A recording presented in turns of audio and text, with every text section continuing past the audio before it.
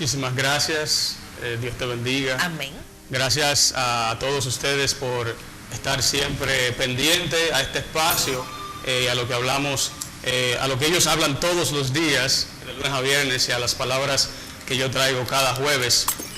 Para mí un privilegio siempre poder estar aquí compartiendo con ustedes. Si me han visto en las ocasiones anteriores, hemos estado abordando temas bíblicos y relativos a la fe cristiana.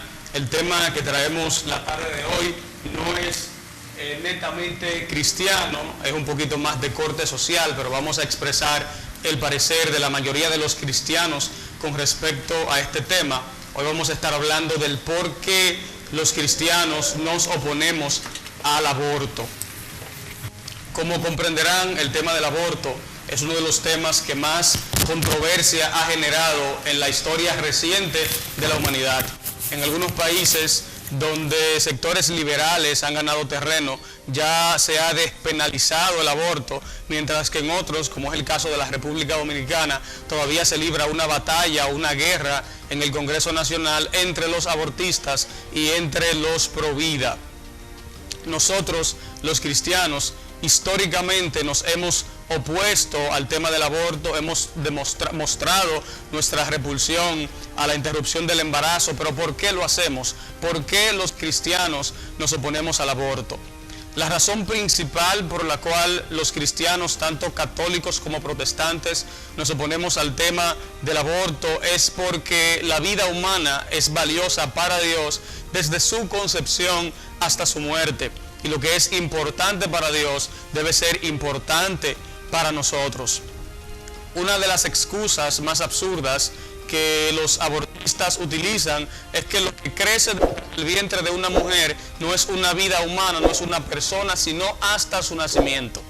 Sin embargo, eso no es lo que piensa Dios, ni es lo que la Biblia nos enseña.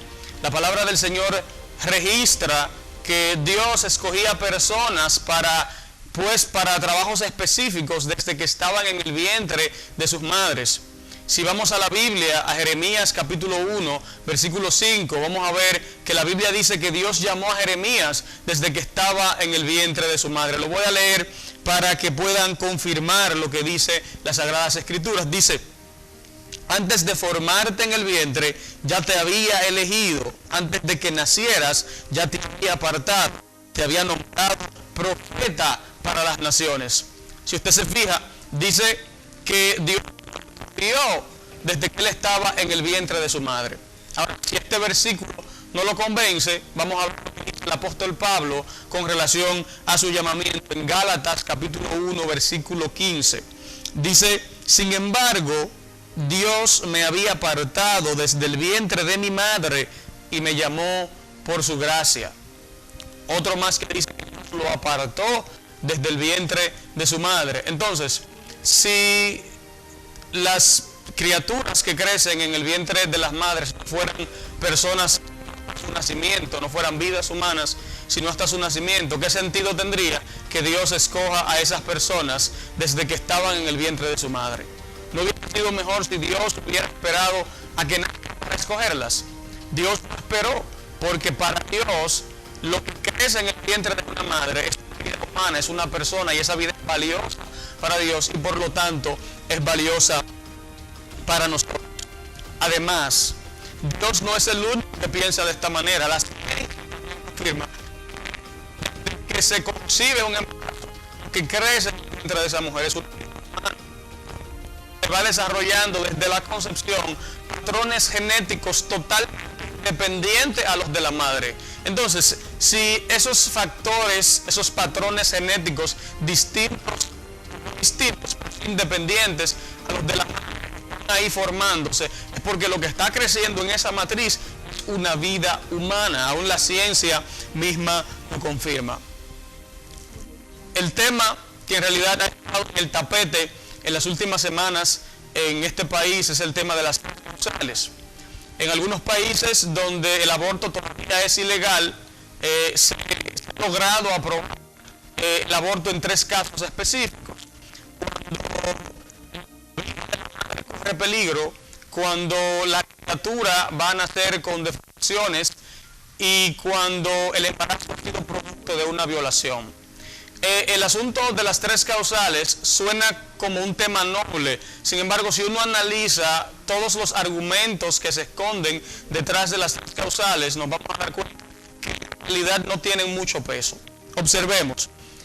Empecemos por la primera causal, que es cuando la vida de la madre corre peligro. Usualmente se aboga por un aborto cuando la vida de la madre corre peligro por una supuesta preeclampsia, eclampsia o porque hay factores cardíacos comprometedores.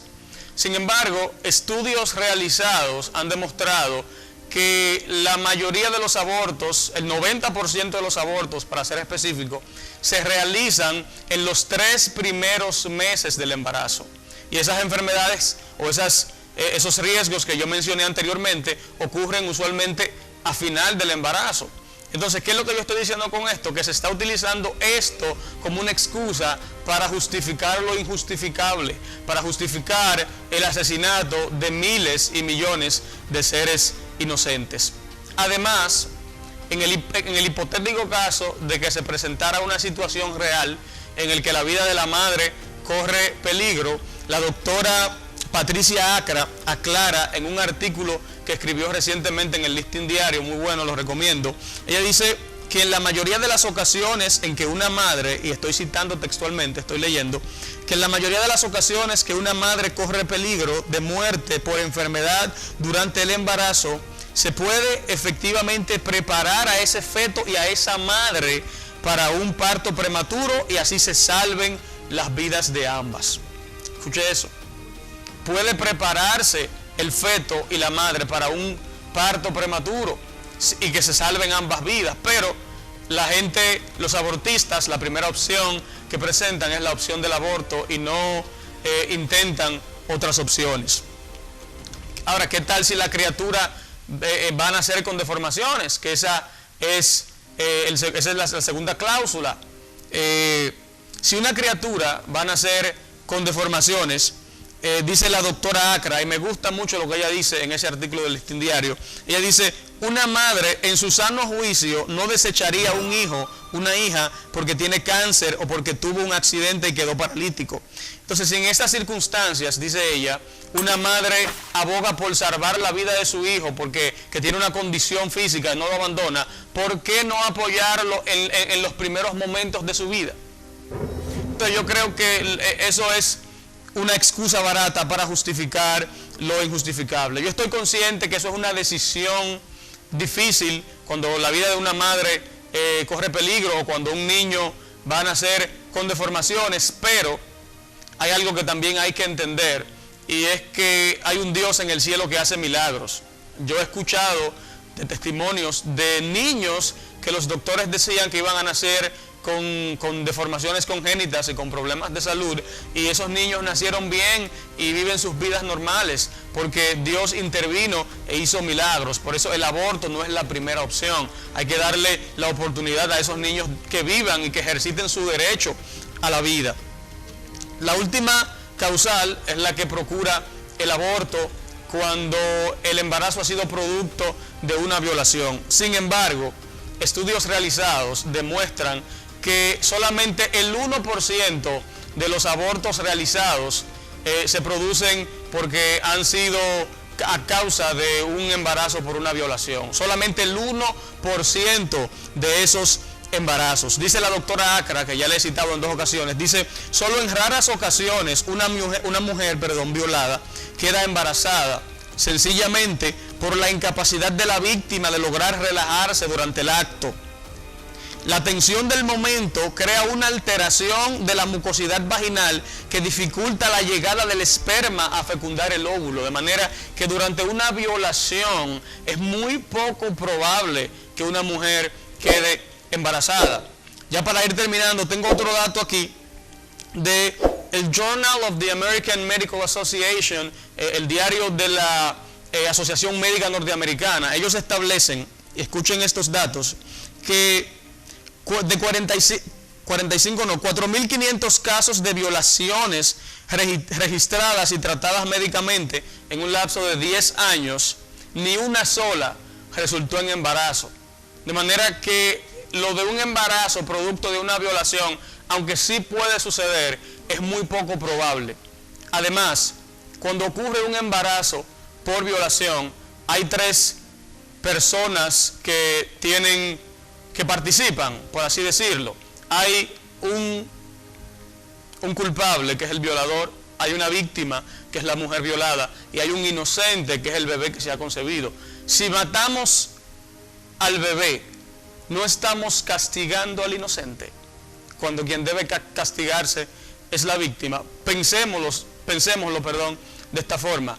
Cuando matamos al bebé, estamos castigando al inocente. ¿Qué es lo que yo quiero decir con esto?